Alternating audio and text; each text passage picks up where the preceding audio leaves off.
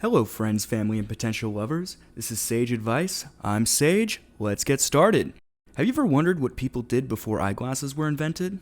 Well, I did, and now you're going to learn about it. The very first glasses were used to treat farsightedness and were invented in Italy around the year 1300. We don't know who invented them, but the person who popularized them was this guy, a man named Friar Alessandro della Spina of Pisa, I think is how you pronounce it. Also, no one ever painted his portrait or anything, so I'm just guessing what he looked like here, but I feel like he probably had a beard. Anyway, the reason we know this man, but not the guy who invented the glasses, is because of this, and this is actually true. I've done it, I'm a genius, I've done it.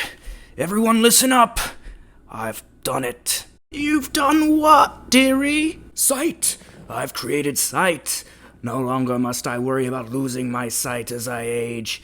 This device in my hand, it goes on your face, and when you look through the lenses, you will see things the way you saw when you were young. I've spat in the face of Father Time himself. Oh, how wonderful! I'll finally be able to see my grandson's beautiful face. Screw you, lady, and screw your grandson. These glasses are mine.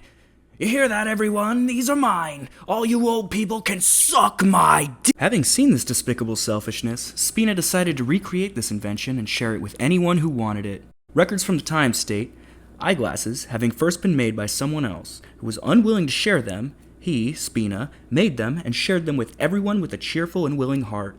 Thanks, Spina. But what did people with farsightedness do before Spina popularized the first glasses in 1300? Well, pretty much nothing. Sight decline with age was seen as a normal part of getting old, and it really didn't affect your average person's life a whole lot.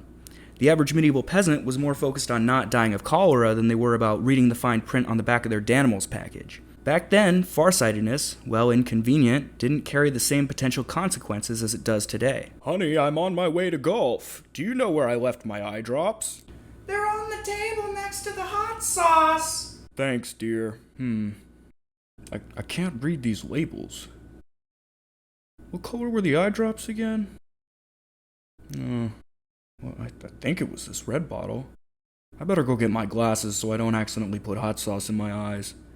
That would be a zany mishap. Whoa! Next, let's talk about nearsightedness, also called myopia. While our pal Spina popularized glasses to treat farsightedness back in the 1300s, it would take 300 more years for glasses for nearsightedness to be invented around 1600. This seems shocking considering that in the US, more than 40% of people have some form of myopia. If glasses for myopia weren't invented until about 400 years ago, then how did people in ancient times hunt for food? How did people in medieval Europe avoid buckets of feces falling from the sky or piles of plague-stricken corpses in the street? Well, it turns out that myopia is likely a relatively modern problem. Rates of myopia have skyrocketed in the last 100 years and were likely far lower back in the medieval times when people were dodging those poo buckets. Currently, there isn't any widely accepted consensus for why this is. Some studies have suggested that children that spend more time outdoors are less likely to become nearsighted, leading to theories that increases in myopia can be attributed to a lack of exposure to light. While other theories argue that time spent outdoors is time spent not looking at screens or books, and that the true cause of increased myopia can be attributed to things like rises in literacy and increased time spent looking at things close up. If this second theory is true, it means there could be weight to the whole idea that people that wear glasses are nerds.